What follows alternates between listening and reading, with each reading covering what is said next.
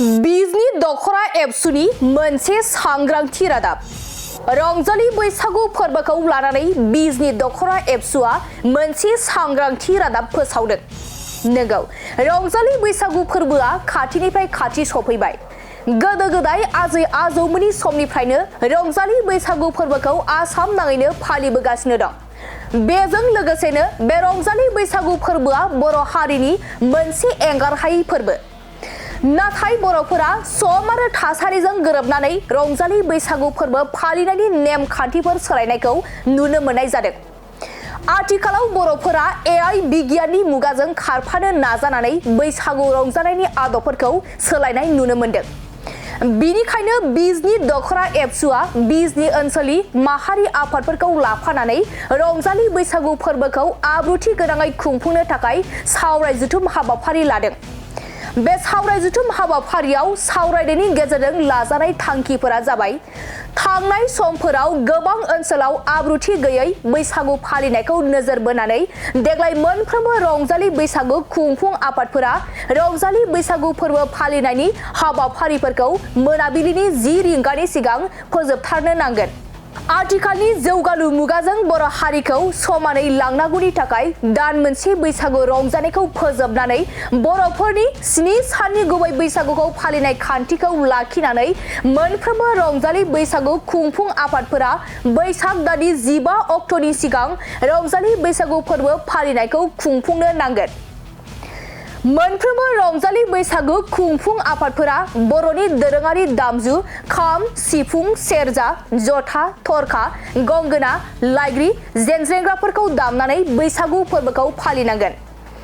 बर'फोरनि दोरोङारि गाननाय जोमनायखौ इयुन जोलैफोरनो अनसायहोनाय आरो गोसारहोनो मोनफ्रोमबो बैसागु खुंफुं आफादफोरा रंजालि बैसागु फोरबो फालिनाय हाबाफारियाव गथ' गथाय, बोराय बेन्थ' गासै बर' सुबुङानो बर'नि दोरोङारि गाननाय जोमनाय दख'ना, फास्रा, आर'नाइ, गामसा गाननानै बाहागो लाहोनांगोन।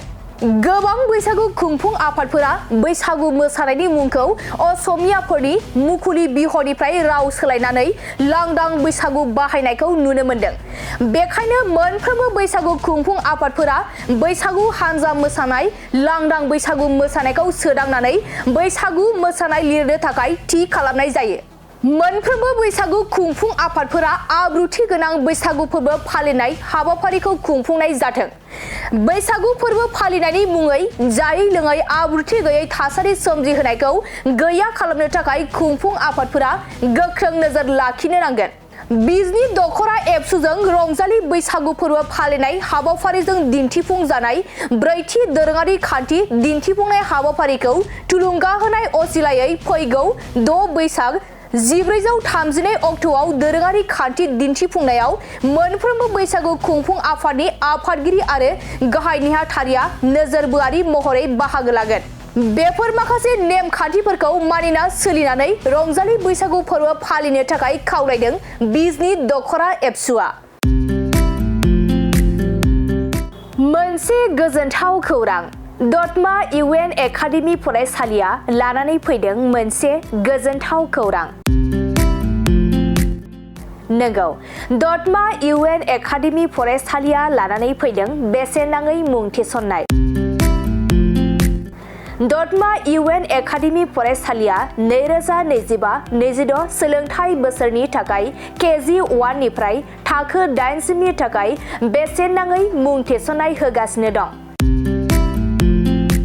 आरो बिथराय आरो फाइलिनि थाखाय फर्म बिलाइनाय आरो मुं थिसननायाबो सोलिगासिनो दं। आरो दतमा UN एकाडेमि फरायसालियाव हौवासा आरो हिनजावसाफोरनि थाखाय हस्टेलनि खाबुबो दं। बिनिखायनो नोंथाङाबो नोंथांनि गथ'खौ दतमा UN एकाडेमि फरायसालियाव बेसेन होआजासे मुं थिसननो सानदोंब्ला आरो हस्टेलाव दोननानै फोरोंनो सानदोंब्ला थाबैनो मुं थिसननो हागोन। आरो नोंथाङा आबुङै मिथिनो थाखाय नैबे 7002660387 जानबुं नम्बराव कल खालामना खौरां लाहरनो हागोन।